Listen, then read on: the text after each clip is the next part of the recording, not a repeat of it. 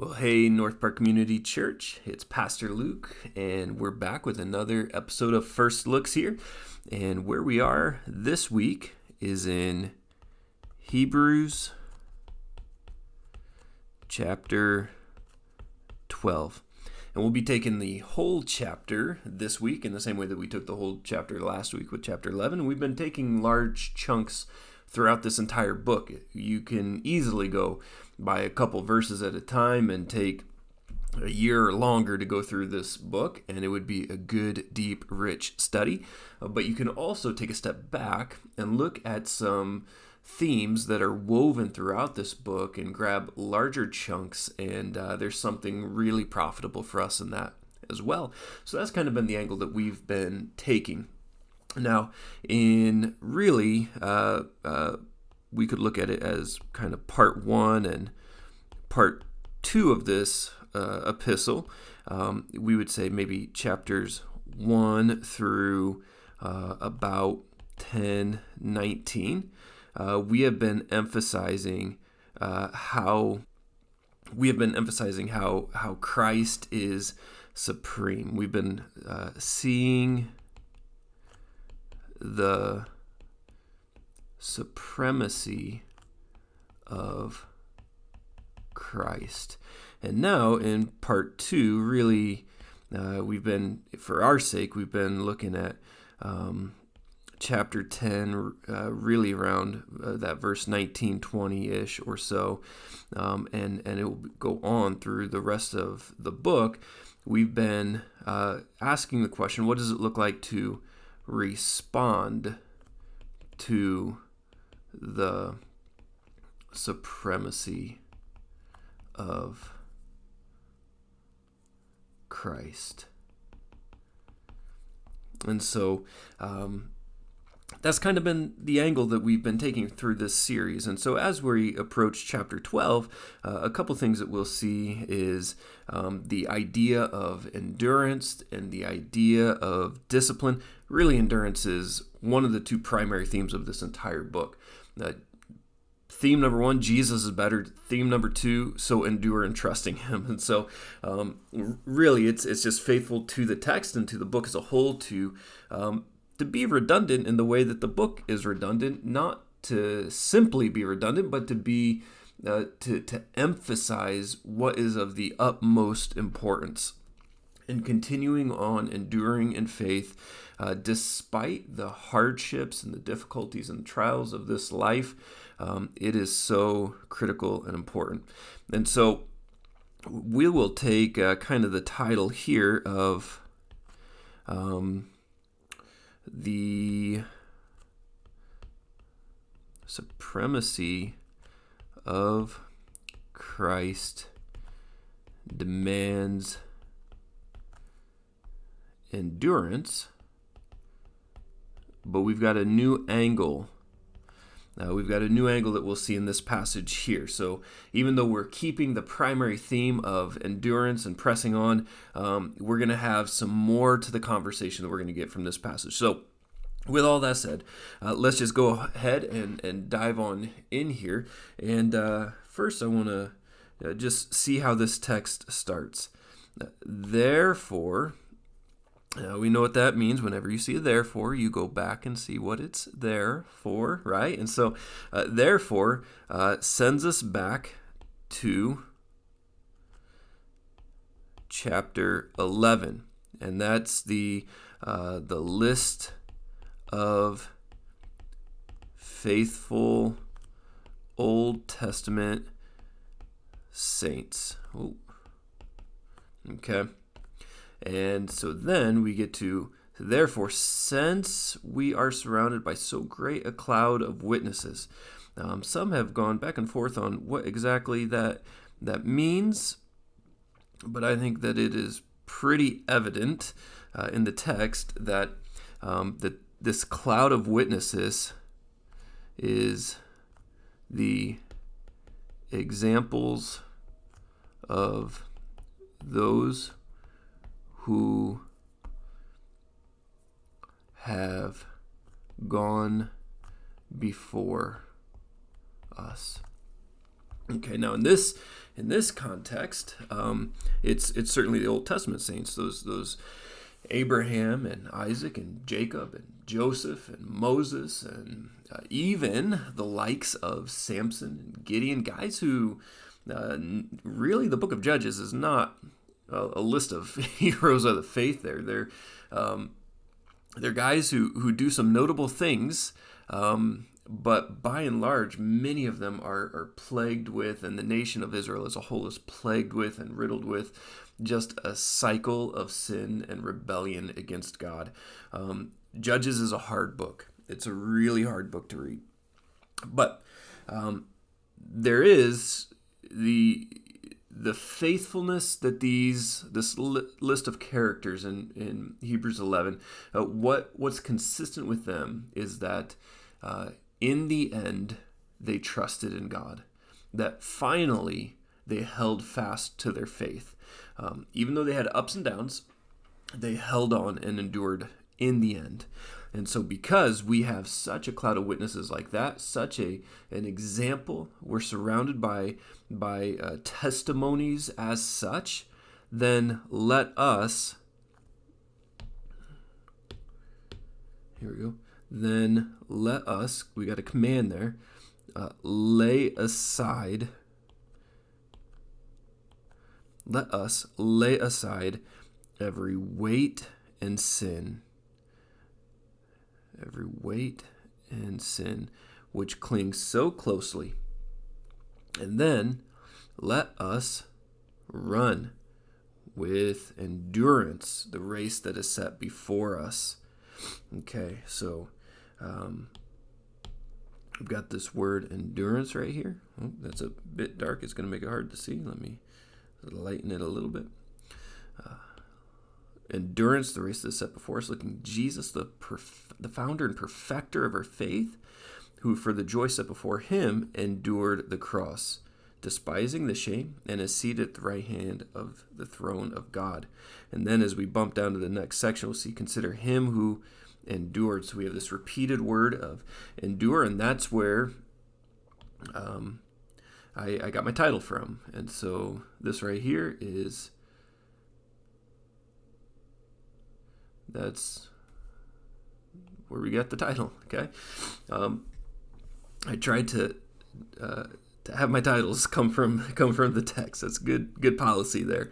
And so endurance is really the aim of this text. Now we'll see the method of enduring as we move forward through it. But we'll see that we just want to make maybe another comment here. That we have a metaphor at work of sin as a weight, as we run a race. And you can surely imagine that if you're running, especially as was popular with the Greco-Romans, the kind of the marathon or the long distance race, that to run that while carrying a heavy pack or some burden or some weight is grueling and difficult and might even prohibit you from finishing the race. And so sin that can act like that burden, maybe even thinking of Pilgrim's Progress right now. And so I'm going to go ahead and just make a note right now, even as I talk, because I might want to go to this as a potential illustration. Pilgrim's Progress. And then I'm going to say the burden that he carries, the pack that he carries on his journey. So that's similar to what's being talked about here in this text. Is sin is like this weight, and we are called to cast it off, lay it aside, no longer carry it with you. Okay, because we're running a race, and it's an endurance race. We've got the metaphor again, just right there: weight and race and endurance, and so that sets for us the metaphor. And as you run, you always look to the goal. You always look to the finish line. And here in this text, Jesus is the goal.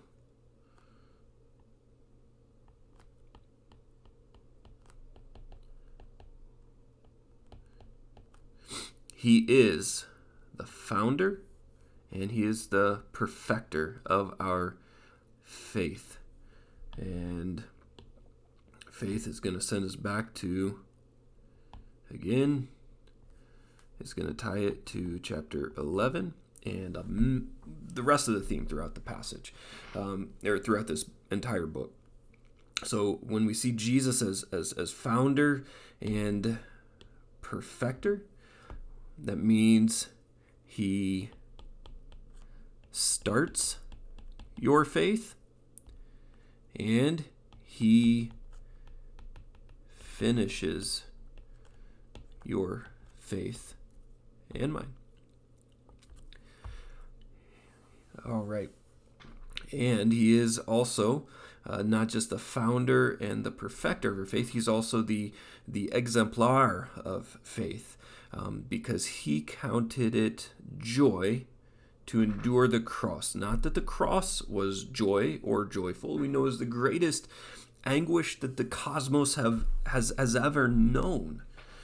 But it was the love of God to rescue his people that was the joy that was worth the cross.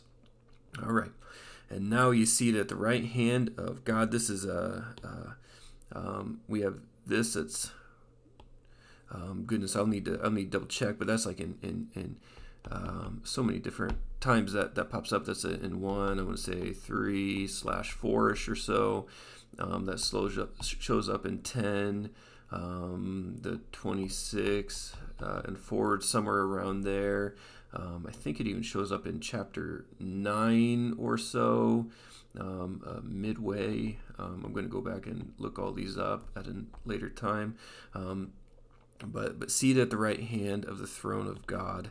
And so that's just a recurring theme about Christ's current position. All right, now let's move on. So that's kind of our first section there. And now we kind of move on into another section. And this is the section where we start interacting with the idea of discipline. Okay, so consider Jesus, who endured from sinners such hostility against himself, so that you may not grow weary or faint-hearted. Okay, so we're carrying, so that you may not grow weary or faint-hearted. We're going to carry on the race metaphor.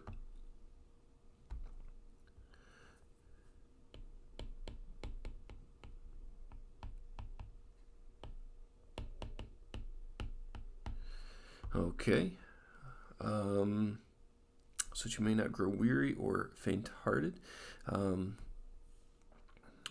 then also what we see here as well is the so that you is Jesus as our so Jesus is our example.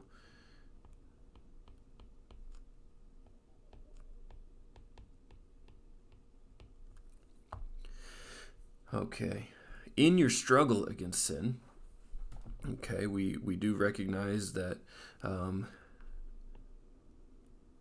the laying off of the weight is hard.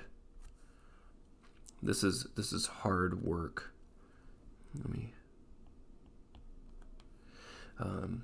In your struggle against sin, you have not yet resisted to the point of shedding your blood. And have you forgotten the exhortation that addresses you as sons? All right, now this is important here. All right, because we have this that shows up in chapter 2 and et al. And other places. And this is really critical because this is adoption theology. And that would also just give us maybe a desire to go to Romans 8 as maybe a cross reference for some adoption theology, if we would want to do that, if we would want to include that in Romans 8 has some great adoption verses in there. We'll see if it fits into the message for this week. Okay, and so now what we have is we have this exhortation, or this call to not forget the exhortation, okay, that addresses you as sons. And we've got here, let me go back to my blue. Blue is what I use for kind of cross references and some other stuff there. We have Proverbs, a reference to Proverbs chapter 3, 11 to 12 is what's being cited there. And then we have some Psalm right here, Psalm 94, 12, and 119, 67.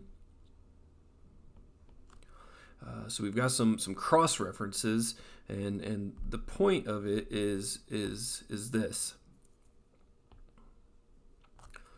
the Old Testament prophesied the redemptive work that would come with the Messiah. Now, there is a lot more that we could say here, because we look at some of these verses and we see that in their original Old Testament context, we might not readily attribute these verses as messianic prophecy for New Covenant believers. But that's a whole nother conversation of the what's is called the New Testament use of Old Testament. And in the New Testament use of the Old Testament, at times, certainly carried along by the Spirit of God, New Testament authors will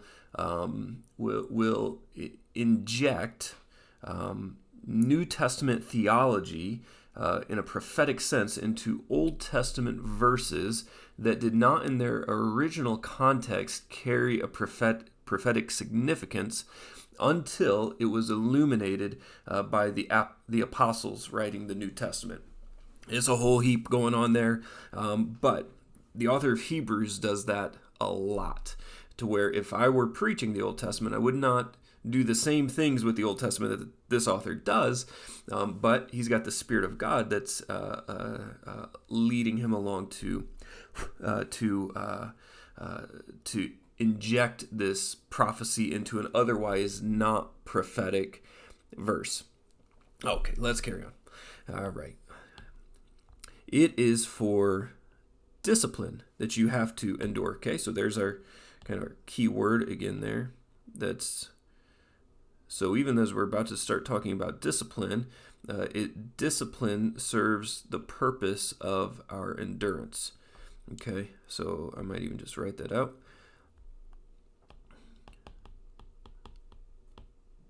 Discipline serves the purpose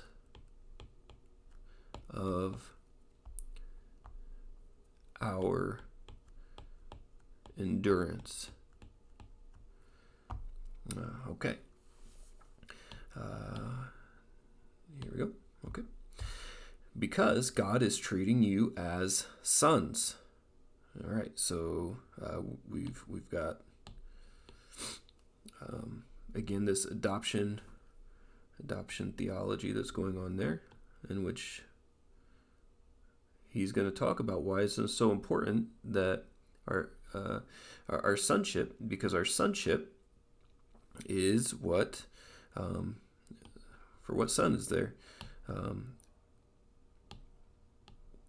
we go. Okay.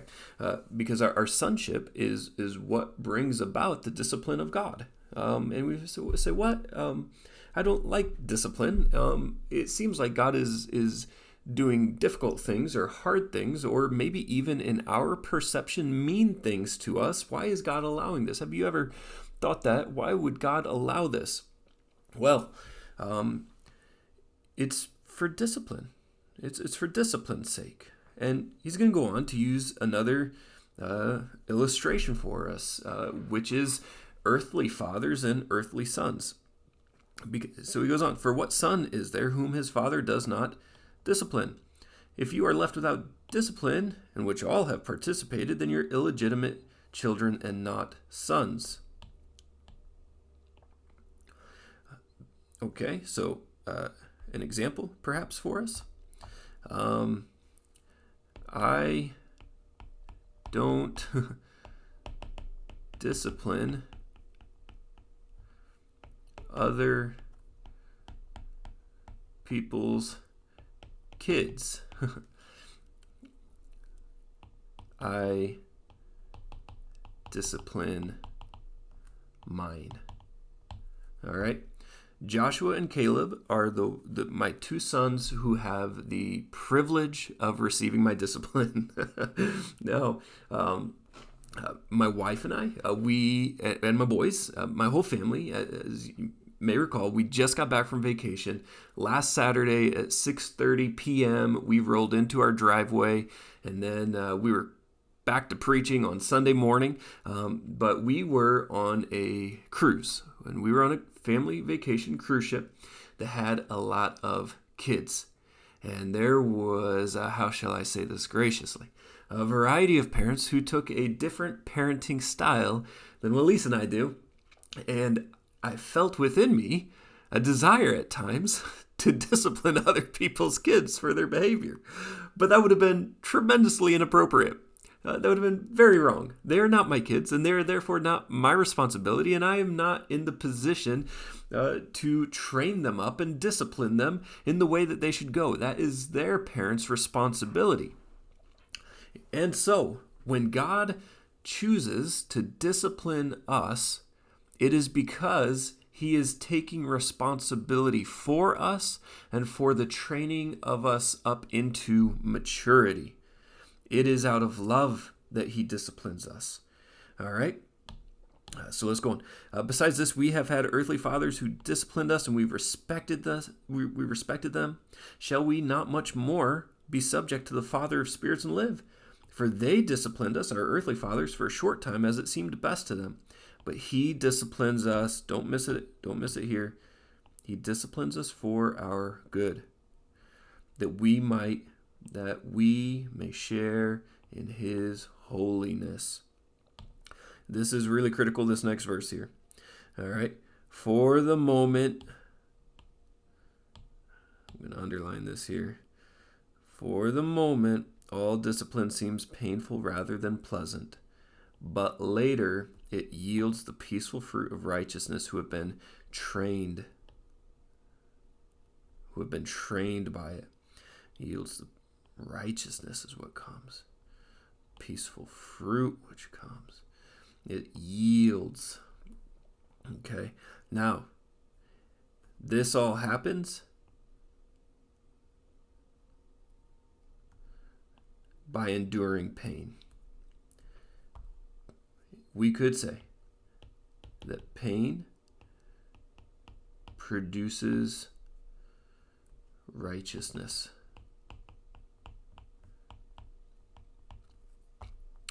This would maybe lead us to think about James, the opening of James chapter 1.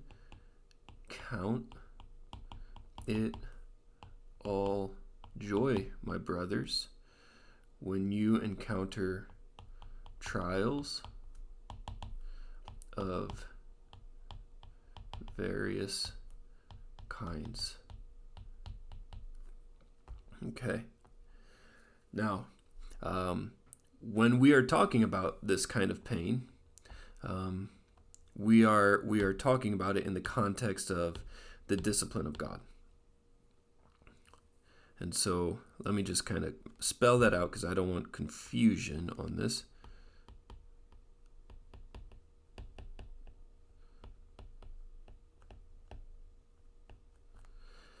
The discipline of God, pain. God will allow us to endure things that are hard, and that, again, in a temporary sense, in a momentary sense, seems painful, but He is working it in us to train us to maturity. That's the discipline of God. There is other pain that we'll endure in this world that's simply because of the brokenness of this world. And that it's let me just say it's a fuller conversation about the pain that we endure and the problem of pain and suffering in this world. Not all suffering is from God, because God is not the author of evil, but evil causes pain. And so there is pain that we endure because of the reality of evil in this world. But then there is also the fatherly discipline of God that is working righteousness within us. And that's an important note to make, that discipline in the Greek is associated with training.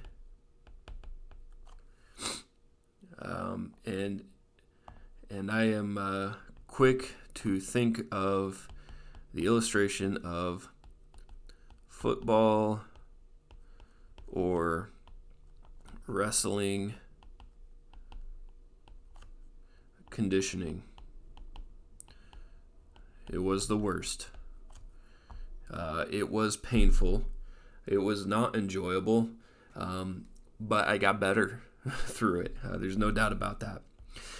Okay, so moving on now. So therefore, because God is giving you discipline to produce this fruitful righteousness for those who have been trained by it, therefore, be encouraged.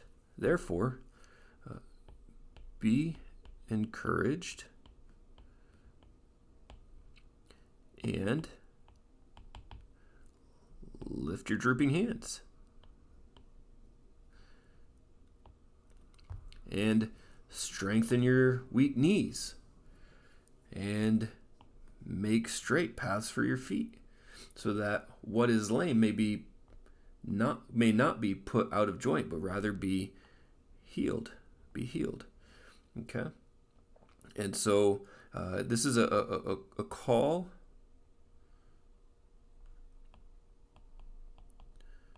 to be revived in your race. And so strive for peace with everyone and for the holiness that without which no one will see the Lord. See to it that no one fails. See to it that no one fails to obtain the grace of God. Look at this connection here. That no root of bitterness springs up and causes trouble, and by it many become defiled.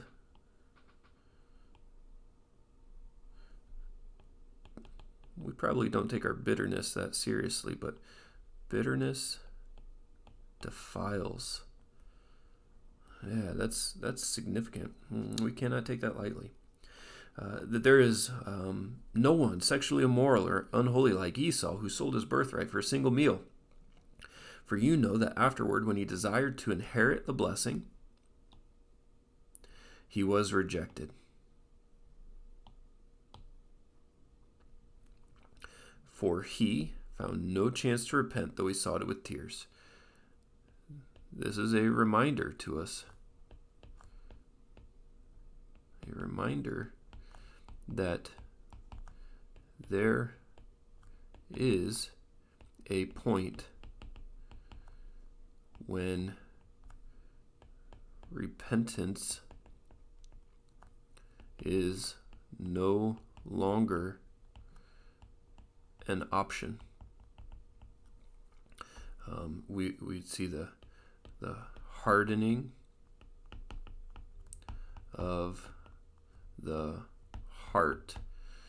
We'd look at in Romans 9. We'd look at that in the story of Pharaoh and Moses. And then this last section here, we've been a bit lengthy so far, and so I'm just going to kind of wrap it up here, I suppose, a little bit more quickly than the amount of time I gave to the top half. But for you have not come to what may be touched, a blazing fire, darkness, gloom, tempest, sound of a trumpet, and a voice whose words made the hearers beg that no further messages be spoken to them, for they could not endure the order that was given. If even a beast touches the mountain, it shall be stoned. And so this right here, let me switch over to my cross-reference color. This is a reference to Mount Sinai. And we would look at Exodus, 19 for that. Moses says, I tremble with fear at that. But you, here's the break now. But you have come to Mount Zion. Okay. And the city of the living God, the heavenly Jerusalem. Innumerable angels in festal gathering, to the assembly of the firstborn who are enrolled in heaven, and to God, the judge of all, and to the spirits of the righteous made perfect, and to Jesus, the mediator of the new covenant, sprinkled with blood. It speaks a better word than the blood of Abel. Here. See chapter 11 for a parallel reference there to Abel. But we have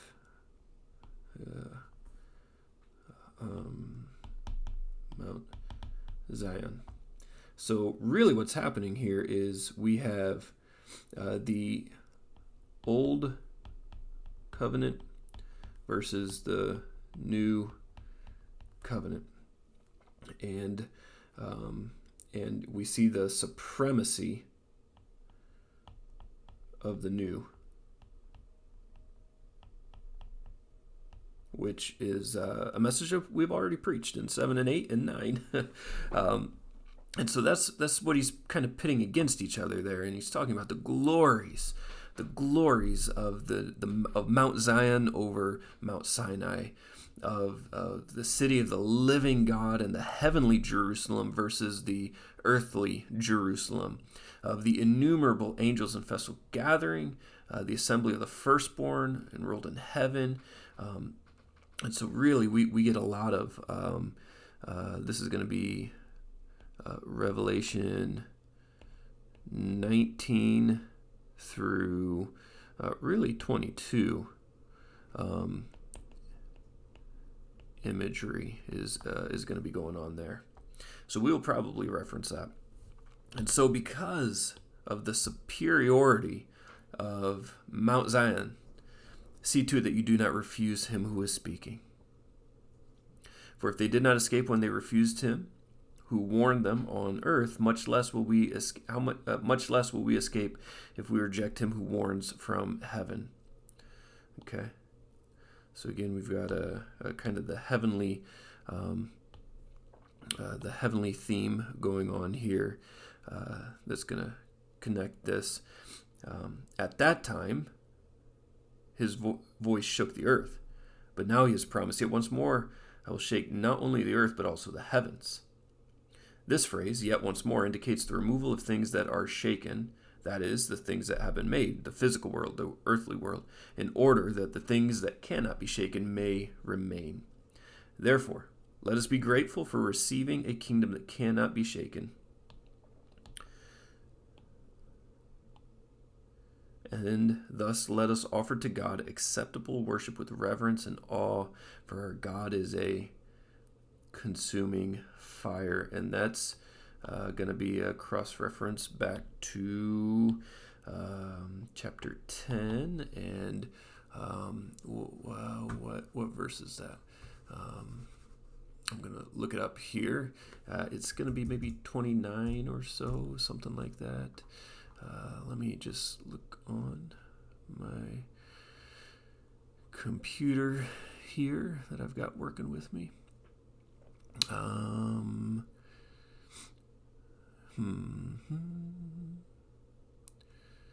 Well, it might take me a little longer to find this than I thought, and so we will just move on.